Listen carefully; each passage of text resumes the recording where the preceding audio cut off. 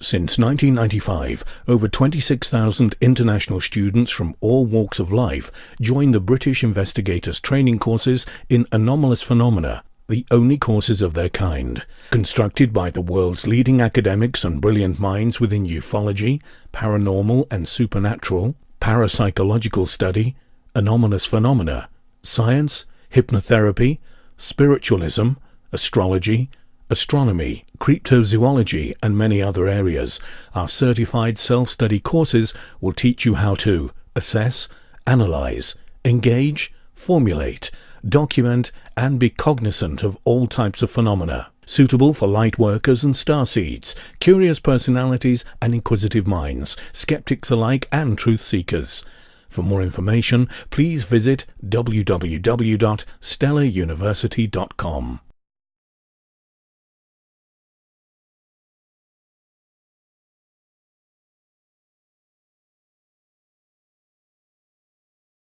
The significance is that you can find pyramids all over the world, on each continent, and the question is when and who did build those pyramids, why many of those pyramids all over the world are looking very, very similar. Another question is, did there really exist a global civilization? And I think many of our researchers are really telling us that once upon a long time a global civilization existed. But how many thousands of years ago, we don't know. Most of the audience of Project Camelot may know about the story of one stone pyramid building found in 1984, 25 meters under the sea level in Japan on the island of Yonaguni, which is the southeast Japanese island belonging to the Ryukyu island group. And there's still a struggling of some international archaeologists who are saying that these monuments were done by nature. But my friend Professor Masaaki Kimura did several years since then researches not only on this monument, but also he found several others close by. On the right side down you have a model, and one thing nature is definitely not doing on top of two platforms of this monument. There is one huge stone turtle and one huge stone bird like an eagle. Nature is doing many things, but not such a precise, perfect monument, and the question is, where are all the stones? If nature would have done it broken down, where are those stones? There are also streets, and there was also found a stone stadium like a Roman Colosseum with stone seat rows and stone stairs. Nature is great, is doing many, many great things, but not such perfect buildings. Here you have the huge stone turtle, and you can see also how small is a diver against this big monument. Here you have one street with stairs going up. Here again a very close-up picture just to recognize the size of this huge monument. Here you can see some world maps. On the top, on the right side, you can see the Piri Reis map, which was used already long time before Christopher Columbus came to America. And you can see how perfect this map was already in the beginning of the 16th century, showing part of Europe, of Spain, Portugal, part of Western Africa, and also part of South America.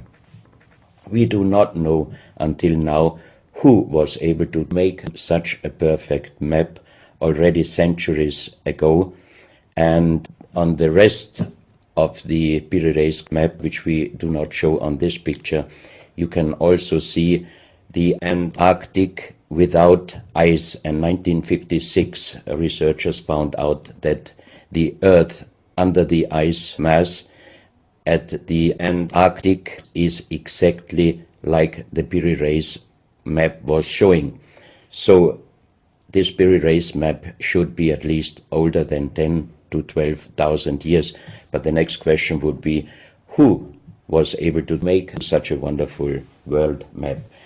On the left side, on top, you see Atlantis, done by Athanasius Walzemüller, and the map is the other way round. He did it the other way round, and you can see the continent between Europe, Africa, and also America. And you can see on the left side down different sides of a huge stone world map. This stone world map was found in 1984 while gold digging in Ecuador in an underground tunnel system with other 350 artifacts which do not really fit any known and existing South American pre-Columbian culture. On this stone map is a natural quartz line, a white one, and this is the front side of the world stone map, and you can see approximately in the Near East, close to Saudi Arabia, you can see an inlay as an eye. And from this eye to the right and to the left is a natural quartz line going on the right side over India, Thailand, and also there's a long island on the right side, which Professor Kimura's research gave him the statement that from the northeast Japanese island until far down after Taiwan, once there existed a huge continent. Then this world map must be older than at least 10 to 12,000 years.